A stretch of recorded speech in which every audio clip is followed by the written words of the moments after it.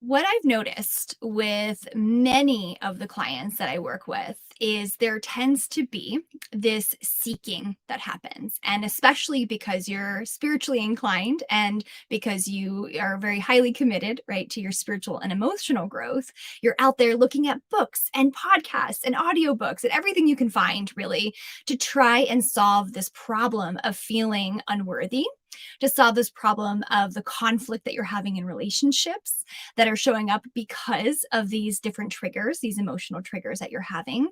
And so, what I want to offer you is a perspective. And this perspective is just kind of looking at for a moment, if you were to say to yourself, what is the cost almost, right? What's the cost if I keep going forward in the same way? And what I find, and this is, through working with so many different women who tell me that they're struggling with the shame cycle. And the cycle just keeps going and going and going. And so every time they feel shame, it just worsens the shame they feel.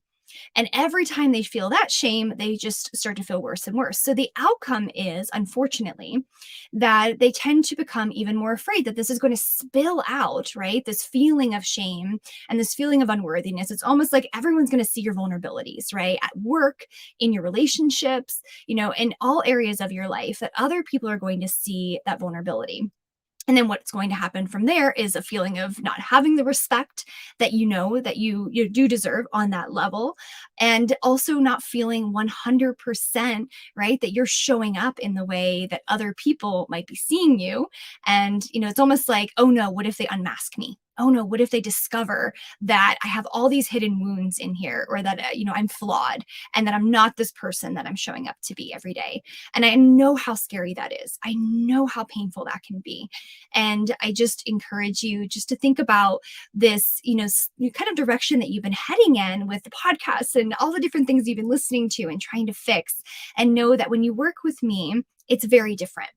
When you work with me, you have somebody side by side with you along this journey so that you no longer have to guess about what you need to do next.